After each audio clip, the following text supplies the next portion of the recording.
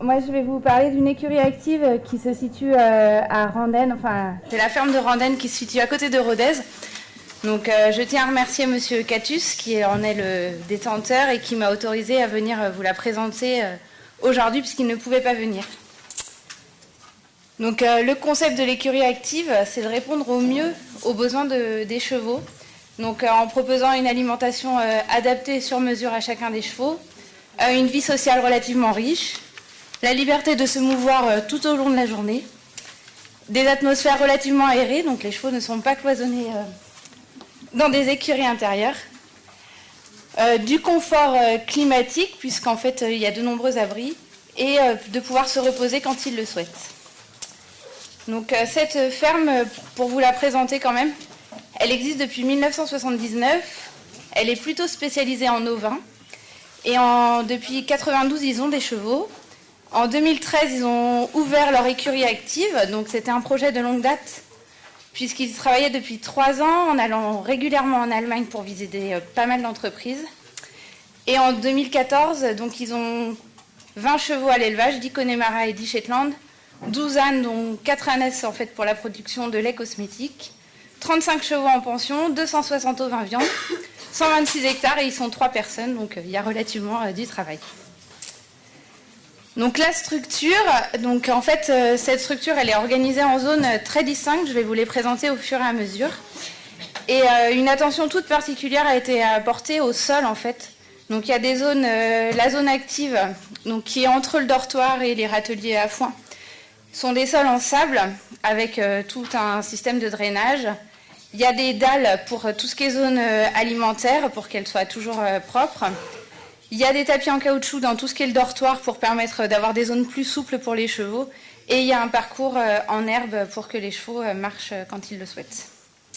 Il faut savoir qu'en plus de ce parcours, il y a des possibilités donc, qui ne sont pas sur le schéma, mais d'accéder, on va le revoir, à des structures, à des pâtures en herbe. Toute cette structure en fait a été faite de façon à ce que les chevaux aient des échappatoires partout. Il n'y a aucun, donc ce n'est pas bien visible sur le schéma, mais il n'y a aucun angle droit en fait. Toutes les clôtures sont toujours arrondies et il a porté une attention toute particulière en fait aux clôtures qu'il a mis. Donc ce sont des fils relativement élastiques, comme ça si un cheval va dedans, il n'y a pas de risque de blessure. Enfin c'est limité. Donc la première zone c'est le dortoir, donc il y a à la fois, le dortoir est en fait une zone qui se compose en 2 parties, donc un abri qui permet en fait de couper du vent et l'été d'avoir de l'ombre et de la protection contre les mouches. Donc il y a une avancée de toit qui est de 4 mètres si je me souviens bien, donc c'est relativement important, avec des dalles en dessous. Et à l'intérieur, il y a 10 mètres carrés par cheval avec des matelas, donc c'est des zones plus souples, avec tout autour une zone en dur si un cheval a besoin de bouger. Et il y a une aération assez importante puisque c'est un système de claire-voie. Et donc ça permet aussi d'avoir une zone qui est moins lumineuse. Donc si les chevaux ont besoin de venir se reposer en journée, ils vont aussi être relativement abrités de la lumière vive puisqu'on est à Rodez et que l'été il fait chaud et très lumineux. Donc ensuite, la deuxième zone, c'est la zone pour le fourrage. Donc ce qui était important pour Monsieur Catus, c'était que les chevaux, quoi qu'il arrive, puissent toujours manger à l'abri et en groupe. Donc pareil, il a reprolongé en fait des systèmes de toit avec des avancées de toit sur 3-4 mètres, des dalles au sol pour que ce soit bien stabilisé, des sols durs.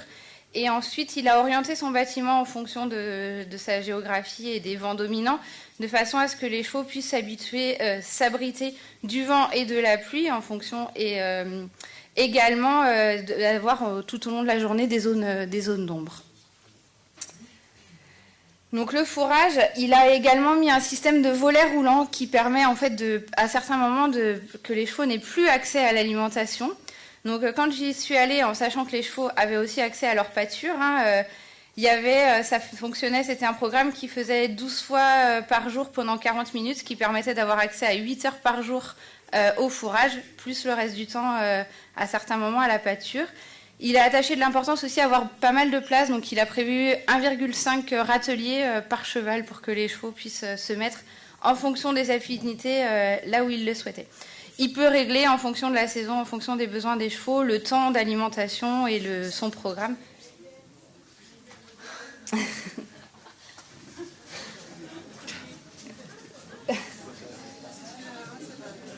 c'est pas le même. Donc ensuite, il y a un système pour le DAC, c'est un distributeur automatique de condensateur. Donc il y a une reconnaissance des individus avec un collier. La mangeoire est posée au sol et dans son écurie active, il a aussi des Connemara, dont certaines étaient très très grasses. Donc elle n'avait carrément pas de collier et ça ne posait aucun problème. Donc ces chevaux-là n'ont pas du tout accès à l'alimentation et pour le moment, il n'avait pas rencontré de frustration ni de... Les chevaux ne rentrent même pas dans le DAC. Donc le programme, il y a 4 aliments qui sont possibles, donc il peut choisir en fonction de ses chevaux et également apporter des compléments minéraux s'il le souhaite. Le programme est réglé pour 24 heures, les chevaux peuvent avoir des rations toutes les 2 heures. S'ils viennent qu'au bout de 6 heures, ils vont avoir l'équivalent de 3 rations qui vont tomber. Donc la ration quotidienne du cheval est prévue pour être diffusée en 12 fois. Et tous les matins, c'est la première tâche qu'il fait. Dès qu'il arrive, il va vérifier et comme ça, il sait exactement ce que les chevaux ont mangé. Et si un cheval n'a pas été alimenté, il se doute qu'il y a un souci. Donc, il va immédiatement regarder ce cheval avec beaucoup d'attention. Donc, le DAC, il y a une zone d'attente.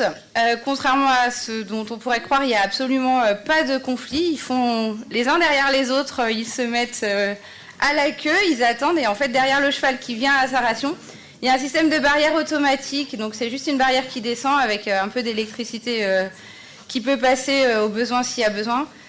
Donc l'autre cheval qui reste sans stress, il dispose normalement de 90 secondes, mais en fait les autres attendent qu'il s'en aille. Et sur le côté, si jamais il y a un conflit, il y a des échappatoires, donc les chevaux, en cas de conflit, peuvent s'en aller de cette zone d'attente et retourner vers la première zone, la zone active près du dortoir qui est plus grande. Donc l'eau, il y a un abreuvoir automatique équipé d'un système antigel qu'il a placé entre le fourrage et le DAC pour que les chevaux puissent facilement y accéder. Donc ensuite, le parcours fait 180 mètres de long, il est relativement large, il fait 6 mètres, ce qui est une de ses préconisations. Il est arrondi sur tout le long, et 6 mètres, ça permet d'éviter les conflits, et s'il y a un cheval qui se met, les autres peuvent quand même passer. Et il a alterné tout au long de ce parcours l'alternance des sols pour que les chevaux aient différentes surfaces lorsqu'ils marchent. Donc il a également un accès aux prairies, donc il y a un pâturage tournant, c'est une rotation organisée sur 3 semaines, donc ça lui augmente son écurie en fait de 8 hectares supplémentaires, donc son écurie est divisée en 2 lots, donc ça fait 4 hectares pour assurer le pâturage des chevaux pour chaque écurie. Lorsqu'il a des nouveaux chevaux, en fait il a des box et des paddocks d'acclimatation qui sont situés le long en fait de cette écurie. Et ensuite, il peut mettre les chevaux. Donc, au départ, il les met dans le box. Après, il peut les mettre au centre. Il y a un petit paddock. Il peut les mettre dans un autre paddock plus grand. Il peut éventuellement les mettre avec un autre cheval. Et puis après, il les introduit dans le groupe. Jusqu'à présent, il n'a pas eu de soucis lorsqu'il a introduit des nouveaux chevaux. L'entretien. Alors, il ne faut pas croire qu'avec une écurie active, vous n'allez plus du tout entretenir les chevaux. Ce qu'il m'a dit, c'est que lui, il consacrait par jour, maintenant qu'il avait à peu près le même temps qu'il passait avant pour curer ses box. Donc il a 15 chevaux, c'est à peu près le temps qu'il mettait à curer ses 15 box. Sauf que pendant qu'il a curé ses 15 box, il a surveillé tous ses chevaux, il a vérifié que tout le monde avait mangé, il a remis son fourrage, il a réalimenté son DAC et il n'a plus aucune sortie de paddock à faire. Donc en fait, il a quand même gagné quotidiennement du temps. Pour que l'entretien soit relativement facile, il est quand même mécanisé. Il a un petit tracteur pour aller ramasser les crottins qu'il ramasse tous les jours. Et en fait, il a dédié des zones spécifiques en mettant des odeurs, un peu de fumier au départ. Et les chevaux viennent relativement dans ces zones de déjection. Pour le moment, il est assez content. Il espère que ça va durer et qu'ils vont rester disciplinés. Donc il a aussi apporté beaucoup d'attention à l'homme qui va venir surveiller et aussi à ses propriétaires. Donc en fait, tout le long de son parcours et tout au long de son écurie, il a créé des passages d'hommes. Donc ça permet une circulation facile et rapide entre les zones. Ça permet de jamais avoir à ouvrir et à refermer une barrière, ce qui évite les problèmes d'un cheval qui passerait dans l'autre écurie active ou qui s'échapperait. Donc voilà, et ça permet d'aller très rapidement d'un bout à l'autre de la structure qui fait quand même 100 mètres de long. Donc s'il fallait ouvrir 5 barrières, ce serait un peu long. Donc le fonctionnement, il a 15 équidés, il a des chevaux qui sont en travail quotidien et des chevaux en retraite. Dans les chevaux qui sont en travail quotidien, il a quand même 2 chevaux qui sortent en 60 km d'endurance, donc c'est des chevaux qui sont relativement travaillés, c'est pas, voilà, c'est des chevaux pour le loisir qui sont détenus par des propriétaires mais qui travaillent. L'avantage pour lui, c'est qu'il a constaté que les chevaux sont ferrés, hein, il n'y a pas de problème, il les accepte. Le pied reste beaucoup plus sain et il gagne jusqu'à plus 10 jours entre 2 ferrures, ce qui est quand même un gain relativement important. Et les chevaux sont en mouvement, donc il a assisté à un petit système de podomètre. Et les chevaux font 10 à 15 km par jour, donc c'est relativement important, ils se promènent bien. Donc le coût, la pension est de 360 € par mois, donc c'est l'équivalent d'une pension au box avec sortie en paddock. Pour l'investissement, pour la structure, ça lui a coûté environ 260 000 €, dont 50% de l'investissement pour le sol, pour le drainage, la stabilisation, travailler sur les différentes structures. Il faut savoir que c'est quelqu'un d'extrêmement bricoleur qui a beaucoup fait tout seul et qui avait des données sur l'agricole. Il pense que c'est plutôt pratiquement à multiplier par 2 si on achète un concept écurie active en Allemagne, donc plutôt compter un budget de 500 000 €. Donc voilà, je vous ai mis ses coordonnées, c'est Monsieur Catus au monastère.